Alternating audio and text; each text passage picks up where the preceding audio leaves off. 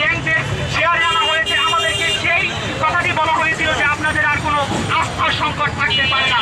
সেই জায়গাটি থেকে যখন আমাদের এই আস্থার সংকটের চরমে এসে দাঁড়িয়েছে, সেই জায়গাটিতে আমরা বলতে চাই আমাদের দেয়াল আর পিঠে রেখে গেছে।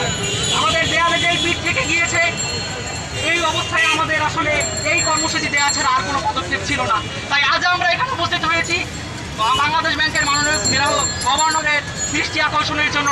আমরা তার কাছে স্মারকলিপি প্রদান করব এবং তাকে আমরা এই আলটিমেটাম দিচ্ছি, আগামী 7 কর্মদিবসের মধ্যে যদি সে দৃশ্যমান কোনো পদক্ষেপ না দিতে পারে, তাহলে আমরা বাংলাদেশ ব্যাংক ঘেরাও সহ আরো কঠোর থেকে কঠোরতর, যেখানে নতুন বাংলাদেশে আমরা বৈষম্যহীন বাংলাদেশ চেয়েছি। আমরা আশা করেছিলাম যে এই বাংলাদেশ হবে বৈষম্যহীন, কিন্তু আমরা দেখেছি বাংলাদেশ ব্যাংক বিভিন্ন ব্যাংকে তারল্য সহায়তা দিয়েছে, কিন্তু পদ্মা ব্যাংকে 1 টাকা তারল্য সহায়তা দেয়নি। এমনকি বেইল আউট মানি চাওয়া হয়েছে। আমরা যখন পদ্মা ব্যাংকের হেড অফিসে যাই, তখন তারা আমাদেরকে তাদের অসহায়তার কথা প্রকাশ করে। আমাদের অভিভাবকদের সেই কান্না জড়িত চোখ আমরা আর দেখতে পারি না। আমাদের অভিভাবক আমাদের পড়াশোনা করানোর জন্য, আমাদের সুন্দর ভবিষ্যতের জন্য টাকা সঞ্চয় করেছিল, কিন্তু টাকা সঞ্চয় করে আজ তারা বিপদে পড়ে গেছে। তাদেরকে যেই ব্যাংকেই যায়, সোনালী ব্যাংকে গেলে বলা হয় আপনারা ভুল করেছেন, কেন এমন একটি ব্যাংকে টাকা রাখতে গেলেন। আরে আমরা গ্রাহকরা যদি ভুল করে থাকি, তাহলে এই ব্যাংকের লাইসেন্সিং প্রতিষ্ঠান করতে, এই ব্যাংকের লাইসেন্সিং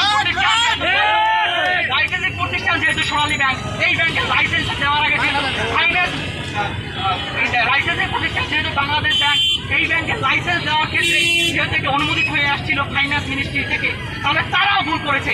এই ভুলের খেসারত কেন শুধুমাত্র পদ্মা ব্যাংকের গ্রাহকরা দিবে? এই ভুলের খেসারত তাহলে বাংলাদেশ ব্যাংক সহ এই ব্যাংকের যে অনুমোদন দিয়েছে এবং এই ব্যাংকের যারা শেয়ার রয়েছে, সোনালী ব্যাংক, জনতা ব্যাংক, অগ্রণী ব্যাংক, রূপালী ব্যাংক, তাদের সবাইকেই দায় নিতে হবে। আমরা টাকা রেখেছি এই সোনালী ব্যাংকের আইকন থেকে, আমরা টাকা রেখেছি জনতা ব্যাংকের আইকন থেকে, আমরা টাকা রেখেছি অগ্রণী ব্যাংকের আইকন থেকে, আমরা টাকা রেখেছি রূপালী ব্যাংকের আইকন থেকে।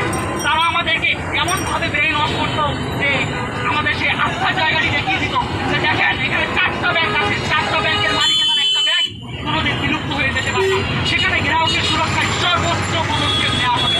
কিন্তু আজ আমরা দেখতে পাচ্ছি তার বিপরীত চিত্র সম্পূর্ণভাবে নীরব ভূমিকা পালন করছে বাংলাদেশ ব্যাংক। বাংলাদেশ ব্যাংকের মুখ থেকে পদ্মা ব্যাংকের নাম আজ একবার উচ্চারিত হয় না।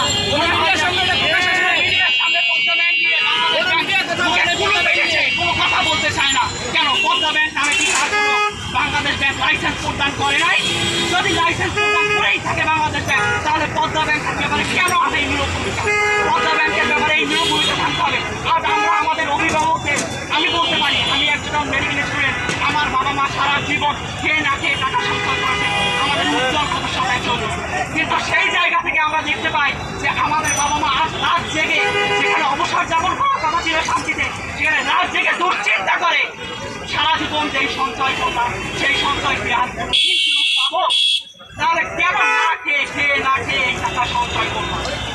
আর সেই হতাশার জায়গা আমাদের বাবা মাকে ঘুরে ঘুরে খাচ্ছে, সেই জায়গাটি থেকে আমরা কাউকে বিন্দু মাত্র ছাড় দিব না। এখান থেকে দায় মুক্তি পাবে না। বাংলাদেশ ব্যাংক যেভাবে দায় মুক্তি পাবে না, তেমনি ভাবে এই ব্যাংকের মালিকানায় যে শেয়ার, যে 4টি ব্যাংক ছিল, সেই 4টি ব্যাংকেরও এই দায় নিতে হবে। তাই সকলের অভিভাবক হিসেবে বাংলাদেশ ব্যাংকের গভর্নরের অতি দ্রুত আগামী 7 কর্মদিবসের মধ্যে পদ্মা ব্যাংকে এই নীতির একটা সুরাহা করে দিয়ে যেতে হবে। আমরা যেন দেখতে পাই যে দৃশ্যমান কোনো পদক্ষেপ আগামী 7 কর্মদিবসের মধ্যে বাংলাদেশ ব্যাংক গভর্নর দিয়েছে, যার মাধ্যমে আমি আমার পরিবার